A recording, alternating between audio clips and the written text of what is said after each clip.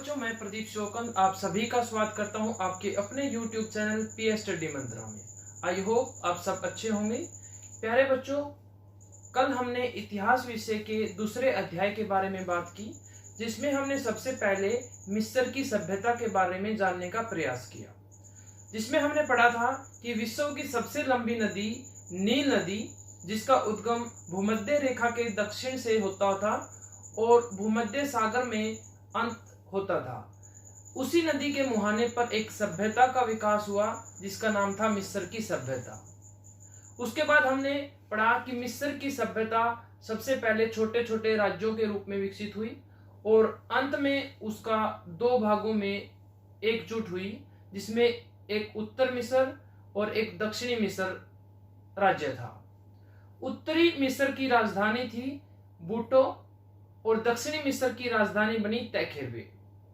अंत में एक मेना नाम का या मेनिस नाम का शासक आया, जिसने दोनों पर अधिकार किया और मिस्र की सभ्यता को एक करने का प्रयास किया और वहां पर काफी विकास करने का भी प्रयास किया। उसके बाद हमने यहाँ के राजनीतिक इतिहास को तीन भागों में बांटकर पढ़ा, जिसमें सबसे पहले हमने पिरामिड युग, उसके बाद सामंतवादी युग और साम्राज्यवादी युग के बारे में बात की कि वहां पर कौन कौन से राजवंश आए, उन्होंने क्या क्या महत्वपूर्ण काम किए। उसके बाद हमने मिस्र की सभ्यता के प्रशासनिक व्यवस्था के बारे में बात की, जिसमें हमने पढ़ा था कि सबसे ऊपर राजा था, उस राजा को फराव बोलते थे। मिस्र की सभ्यता में राजा को फराव बोलते थे। उसके नीचे वजीर होता था। उसके साथ हमने पढ़ा सैन्य व्यवस्था के बारे में। उसके बाद वहां की परिषद, जो बुजुर्गों की परिषद थी, बुजुर्गों की एक सभा थी जिसको सारू बोला था हमने, उसके बारे में बात की। उसके बाद वहां के प्रांतीय शासन, प्रांत को उन्होंने नोम और प्रांत को संभालने वाले को नोमार्क बोला। वहां के स्थानीय शासन के बारे में, वहां के न्याय व्यवस्था के बारे में बात की। उसके बाद हमने बात की थी वहां की अर्थव्यवस्था के बारे में, जिसमें हमने वहां की कृषि, पशुपालन, वहां के व्यापार, वहां की वाणिज्य के बारे में बात की, वहां के उद्योग धंधों के बारे में बात की। उसके बाद हमने पढ़ा था मिस्र की सभ्यता की संस्कृति और धर्म के बारे में। मिस्र के लोग बहुदेववादी थे, जो अनेक देवताओं को मानते थे, लेकिन उनका इष्ट देव था जो सूर्य था, जिसको अनेक नामों से पुकारते थे, रे, रा, होमर, बहुत सारे नाम थे। आकाश के देवता को अलग नाम से जाना जाता था, धरती के देवता को अलग नाम से जाना जाता था। तो इस प्रकार हमने मिस्र की सभ्यता का बड़े अच्छे से अध्ययन किया। आज की हम क्लास में हमारी दूसरी सभ्यता, जिसका नाम है मेसोपोटामिया की सभ्यता के बारे में बात करेंगे। तो विश्व की जो मेसोपोटामिया की सभ्यता है वो अपने आप में बड़ा ही महत्वपूर्ण स्थान रखती है, क्योंकि जब हम भारत का इतिहास पढ़ेंगे तो उस समय भी हम सिंधु घाटी सभ्यता के समकालीन ही मेसोपोटामिया की सभ्यता का अध्ययन करते हैं।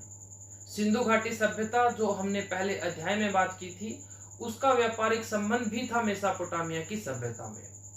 तो अगर आप विश्व मैप पर देखेंगे, वर्ल्ड मैप पर देखेंगे, फारस की खाड़ी के दक्षिण में एक देश है जिसका नाम है इराक, और इराक का ही प्राचीन नाम था मेसोपोटामिया। जिसे आप इराक बोलते हो, उसी का प्राचीन नाम था मेसोपोटामिया। मेसोपोटामिया एक यूनान भाषा का शब्द है। तो सीधा क्वेश्चन पूछ सकता है, मेसोपोटामिया किस भाषा का शब्द है? तो मेसोपोटामिया यूनानी भाषा का शब्द है। मेसोपोटामिया दो शब्दों से मिलकर बना है, एक मेसो, एक पोटम। मेसो का अर्थ होता है मध्य और पोटम का अर्थ होता है नदी, यानी नदियों के मध्य का भाग मेसोपोटामिया। शाब्दिक अर्थ क्या हुआ? दो नदियों के मध्य का भाग मेसोपोटामिया कहलाया। जैसे हम भूगोल में पढ़ते हैं कि दो नदियों के बीच के क्षेत्र को दोआब बोलते हैं। हम भूगोल में क्या बोलते हैं? दोआब बोलते हैं। इसी प्रकार मेसोपोटामिया क्या हो गया? दो नदियों के मध्य की एक जगह हो गई, और वो दो नदियां थी, एक दजला और एक फरात। तो इन्हीं दो नदियों के मध्य मेसोपोटामिया की सभ्यता का विकास हुआ। इसी मेसोपोटामिया की सभ्यता में, यानी इसी जगह पर, जिसको हम आधुनिक रूप से इराक बोलते हैं, वहां पर तीन सभ्यताओं का विकास हुआ, जिसके बारे में हम एक एक करके आज बात करेंगे। तो आज का हमारा अध्याय शुरू करते हैं। आज का हमारा जो दूसरा अध्याय है, जिसके बारे में हमने कल पढ़ना शुरू किया था, उसके बारे में आगे चर्चा करते हैं। और दूसरा है जो सबसे पहले है प्राचीन विश्व की प्रमुख सभ्यताएं। तो इसमें हमने मिस्र की सभ्यता के बारे में बात कर ली थी। उसके बाद है मेसोपोटामिया की सभ्यता। उसके बाद है मेसोपोटामिया की सभ्यता में हम क्या क्या बात करेंगे। तो सबसे पहले हम पढ़ेंगे यहाँ के विकास और उसका शाब्दिक अर्थ, जो मैंने अभी आपको बताया। उसके बाद सभ्यता को जानने के साधन, हमने मिस्र की सभ्यता में भी ये बात पढ़ी थी, यानी कि स्रोत। उसके बाद मेसोपोटामिया की में विकसित सभ्यताएं। जो मेसोपोटामिया है, जो इराक है, उसमें 3 सभ्यताएं विकसित हुई। सबसे पहले हुई सुमेरिया की सभ्यता, उसके बाद हुई बेबीलोनिया की सभ्यता, और तीसरे नंबर पर वहां पर हुई असीरिया की सभ्यता। तो इन 3 सभ्यताओं का वहां पर विकास हुआ। इसके बाद हम बात करेंगे मेसोपोटामिया की प्रशासनिक व्यवस्था के बारे में, वहां के सामाजिक जीवन के बारे में, यहाँ के धार्मिक जीवन के बारे में, वहां के आर्थिक जीवन के बारे में, और अंत में हम करेंगे कुछ उपयोगी शब्द और कुछ क्वेश्चन। तो आगे हम बात करते हैं मेसोपोटामिया की सभ्यता। फारस की खाड़ी के उत्तर में स्थित आधुनिक इराक को प्राचीन काल में मेसोपोटामिया कहते हैं। यह यूनानी भाषा का शब्द है। किस भाषा का? यूनानी भाषा का। यह 2 शब्दों मेसो और पोटम से मिलकर बना है। किससे? मेसो और पोटम से मिलकर बना है। मेसो का अर्थ है मध्य और पोटम का अर्थ है नदी। इस प्रकार मेसोपोटामिया का शाब्दिक अर्थ 2 नदियों के बीच का भाग होता है। ये 2 नदियां थी, दजला और फरात। कौन सी नदियां थी ये? दजला और फरात। तो अपने आप में यहां तक हमने जितना पढ़ा, हर एक लाइन अपने आप में एक क्वेश्चन बनता है 1 नंबर का, यानी कि 1 लाइनर क्वेश्चन। मेसोपोटामिया में सुमेरियन, बेबीलोनियन, असीरियन सभ्यताओं का विकास हुआ। तो इस जगह पर 3 सभ्यताएं का विकास हुआ, सुमेरियन, बेबीलोनियन और असीरियन। तो तीनों सभ्यताओं के नाम आपको याद रखने हैं। 2-3 बार आप जब इसको बोलोगे तो अपने आप आसान लगने लगेंगे। इन सभ्यताओं के बारे में कहा जाता है कि सुमेरिया ने सभ्यता का जन्म दिया। सुमेरिया ने सभ्यता को जन्म दिया। बेबीलोन ने उसे चरम सीमा पर पहुंचाया, यानी उसका डेवलप किया, और असीरिया ने इसे ग्रहण करके, एक्सेप्ट करके प्रगति की इसकी। इन सभ्यताओं का वर्णन इस प्रकार है। इसके बाद हम बात करेंगे मेसोपोटामिया की सभ्यता को जानने के स्रोत या साधन। तो सबसे पहले है बेहिस्तून का अभिलेख। अभिलेख क्या होता है? एक पत्थर, जैसे कोई भी पत्थर की शिला, उस पर कुछ खोद कर, यानी खुदाई के द्वारा कुछ अक्षर लिख दिए जाते हैं, जिसको अभिलेख कहा जाता है। भारत के अंदर अशोक के अभिलेख आपने पहले भी सुने होंगे। तो उसी प्रकार एक बेहिस्तून का अभिलेख है, जिससे मेसोपोटामिया की सभ्यता के बारे में जानकारी प्राप्त होती है। दूसरा है रोसेटा अभिलेख। कौन सा है? रोसेटा अभिलेख। इस अभिलेख से मिस्र की सभ्यता के बारे में भी जानकारी मिलती है। यह नील नदी के मुहाने पर ही स्थित था। अभी हाल ही में, यानी कि अभी वर्तमान में, प्रेजेंट में, ये ब्रिटेन के अंदर एक संग्रहालय में रखा हुआ है। यानी एक काले पत्थर का एक टुकड़ा है, जिस पर कुछ अक्षर खुदे हुए हैं, जिनसे हमें मिस्र की सभ्यता और साथ में मेसोपोटामिया की सभ्यता के बारे में जानकारी मिलती है। उसके बाद सूसा अभिलेख और कुछ धार्मिक साहित्य हैं, जिससे हमें मेसोपोटामिया की सभ्यता की जानकारी मिलती है। उर, एरिडू, लगास, निपुर आदि नगरों की खुदाई से मिलने वाली सामग्री, ये मेसोपोटामिया के अंदर ही, इराक के अंदर ही कुछ जगहों के नाम हैं, जहां से खुदाई के दौरान मेसोपोटामिया की सभ्यता के साक्ष्य मिले हैं। जिस प्रकार भारत के अंदर खुदाई के समय सिंधु घाटी सभ्यता के साक्ष्य मिले हैं कि यहाँ पर पहले कोई सभ्यता थी, उसी प्रकार वहां पर भी कुछ जगहों पर साक्ष्य मिले हैं कि वहां पर भी एक सभ्यता थी, जिसका नाम मेसोपोटामिया की सभ्यता था। मिट्टी की पट्टियों पर खुदे कुछ लेख या जिगुरात। जिगुरात आगे बात करेंगे क्या होते हैं। हम्बुराबी की संहिता, तो ये मेसोपोटामिया की सभ्यता को जानने के साधन है। तो अपने आप में आपसे एक क्वेश्चन पूछेगा, क्वेश्चन क्या बनेगा कि मेसोपोटामिया की सभ्यताओं को जानने वाले साधनों के बारे में विस्तार से बताएं। तो आपको ये कंप्लीट का कंप्लीट लिखना पड़ेगा।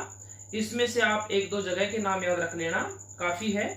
तो रोसेटा अभिलेख, बेहुस्तुन, सूसा और धार्मिक साहित्य।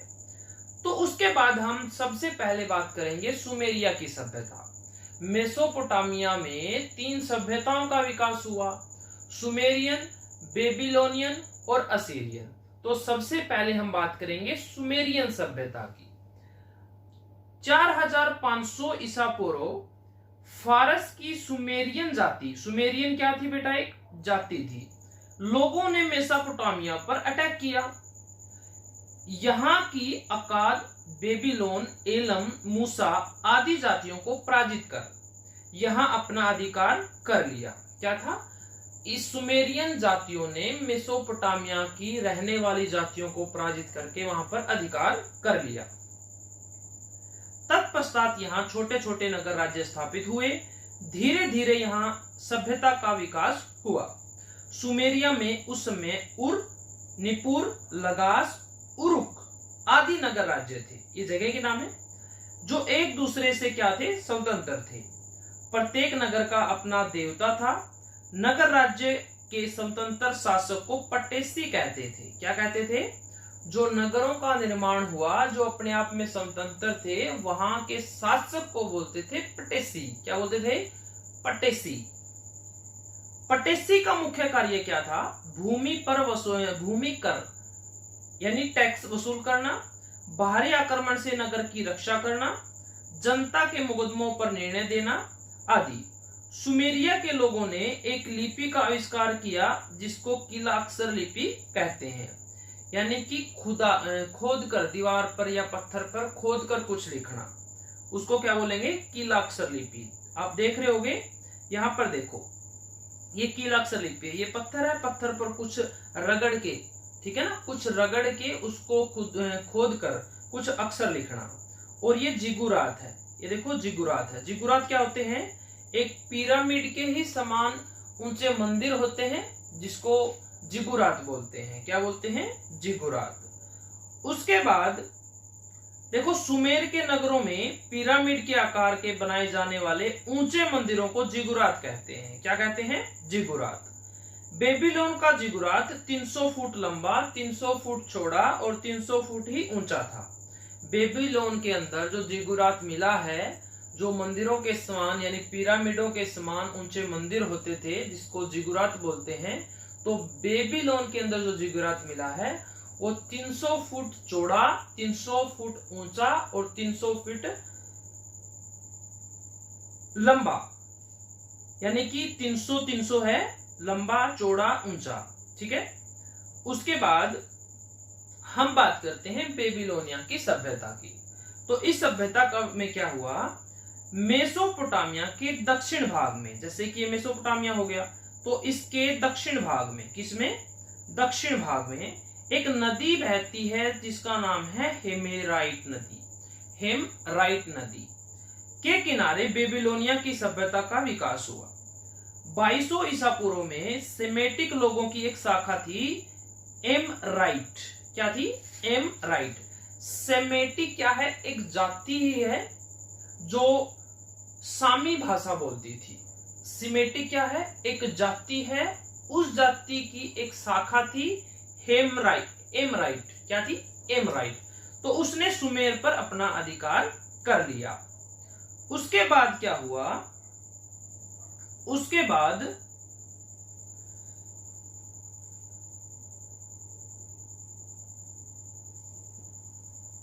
लगभग 100 वर्षों के निरंतर संघर्ष व युद्धों के बाद इस जाति के महान राजा हुए जिसका नाम था हम्मुराबी।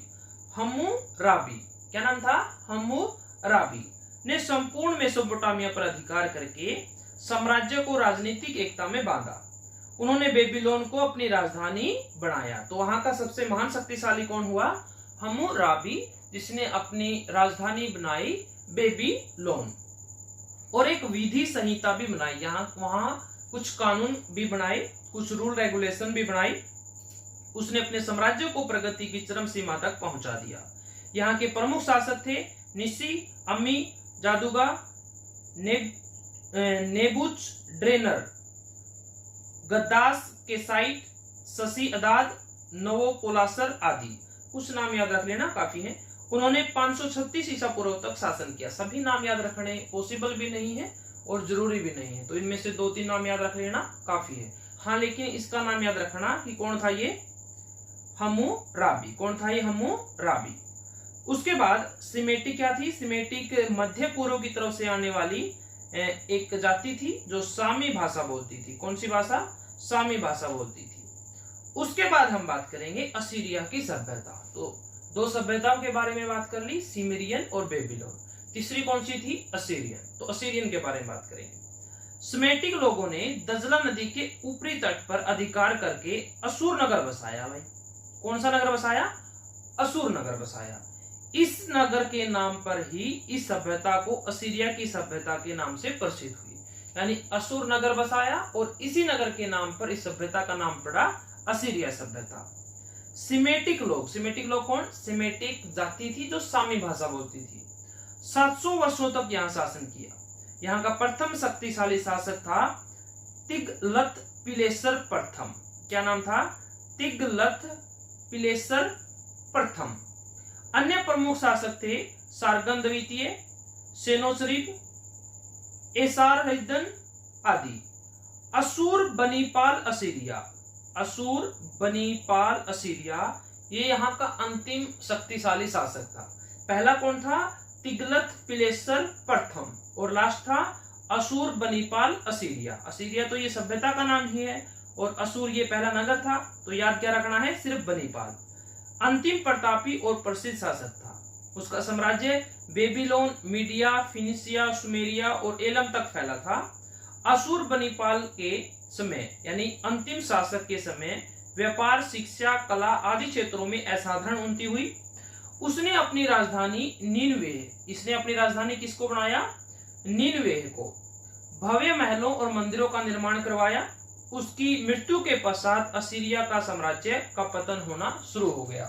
तो यहां तक हमने क्या पढ़ा कि सिमेटिक लोगों ने दजला नदी के उत्तरी तट पर असुर नगर बसाया। इसी के नाम पर इसका नाम असीरिया सभ्यता पड़ा।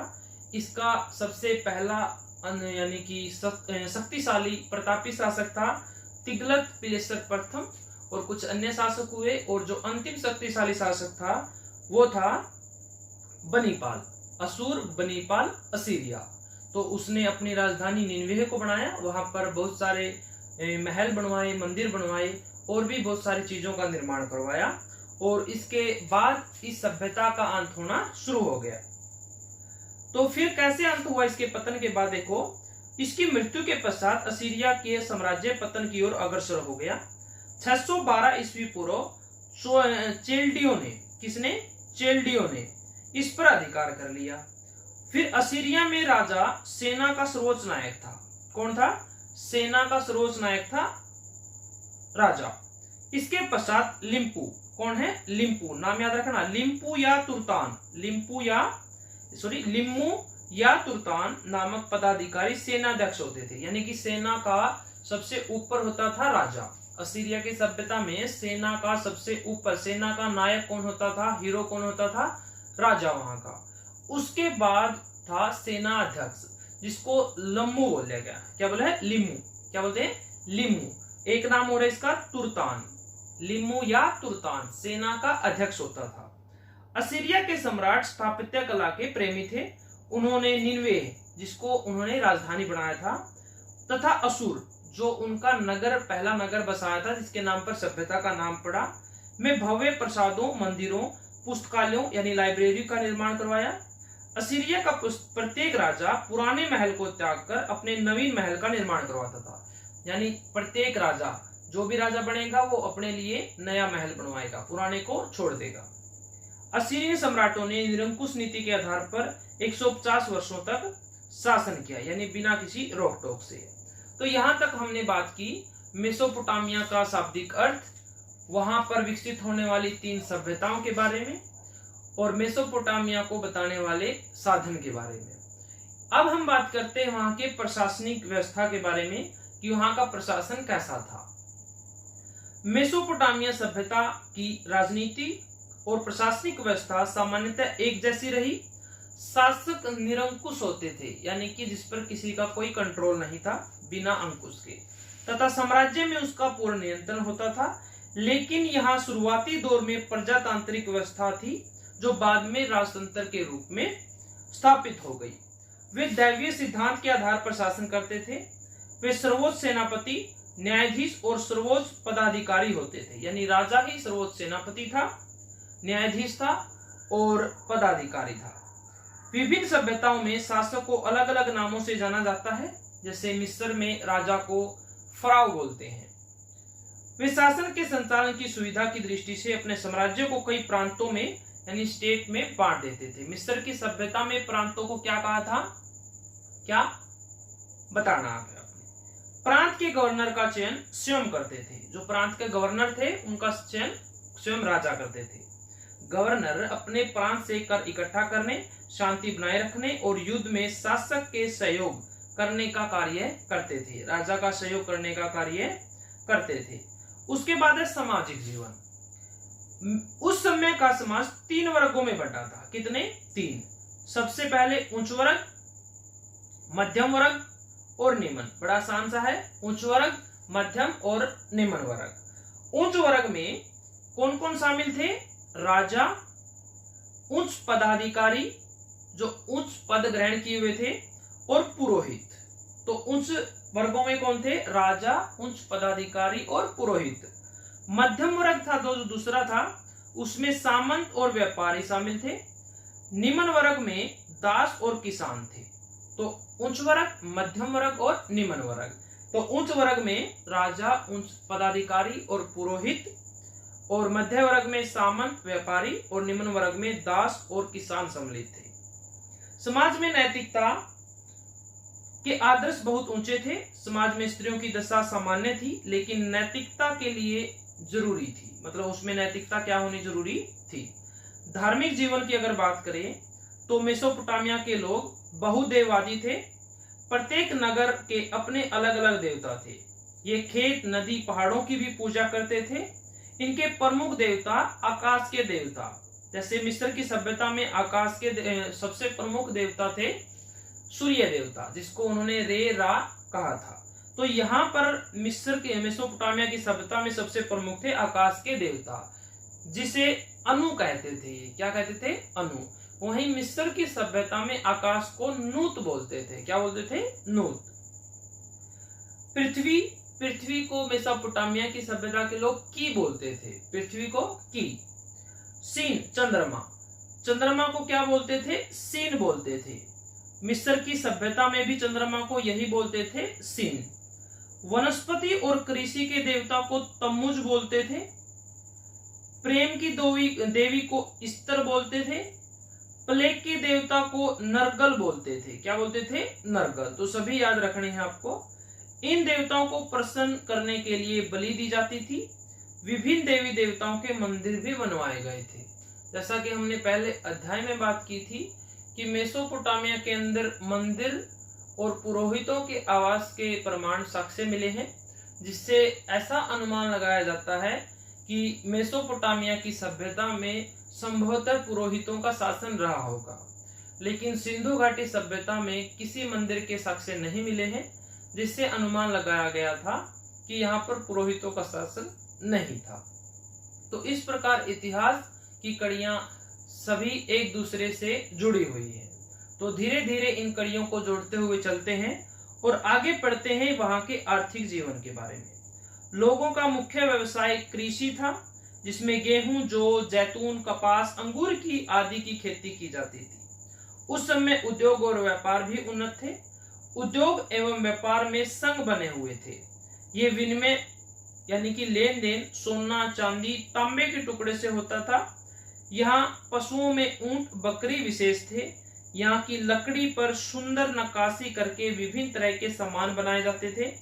इसके अतिरिक्त सोना, चांदी, कीमती पत्थर भी नक्काशी की जाती थी, यानी उनको विभिन्न रूपों में बदला जाता था। चांदी और तांबे के टुकड़ों से होता था। यहाँ हमने पढ़ लिया है। उसके बाद उपयोगी शब्द, अंतिम रूप से हमारा बचता है मेसोपोटामिया में अंतिम शब्द। तो अभी तक आपको कितना समझ में आया और कितना आपको याद हुआ, इसका मूल्यांकन करते हैं आपके उपयोगी शब्द से। तो मेसोपोटामिया का शब्द का अर्थ क्या है? मेसो और पोटम। मेसो यानी मध्य, पोटम यानी नदी, अर्थात नदियों के मध्य का भाग, मेसोपोटामिया। मेसोपोटामिया किस भाषा का शब्द है? यूनानी भाषा का शब्द है। आधुनिक रूप में इसको क्या नाम है? इराक नाम है। क्या नाम है? इराक नाम है। उसके बाद जिगुरात पढ़ा था हमने। जिगुरात क्या था? पिरामिडों के समान ही ऊंचे मंदिर, जिनको क्या बोला था मेसोपोटामिया की सभ्यता में? जिगुरात।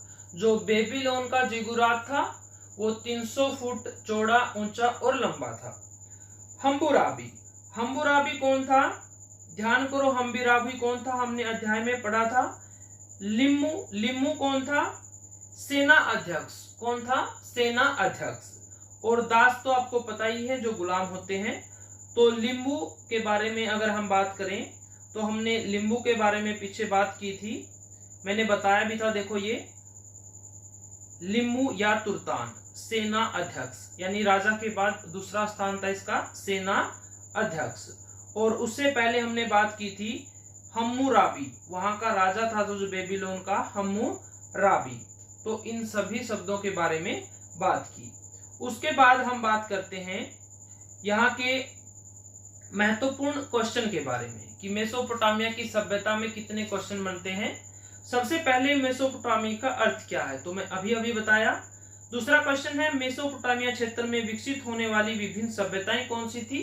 तो सुमेरियन, बेबीलोनियन और असीरियन। उसके बाद जिगुरात क्या होते हैं, ये भी मैं अभी आपको बता चुका हूं। तो इस प्रकार हमने मेसोपोटामिया की सभ्यता को कंप्लीट किया।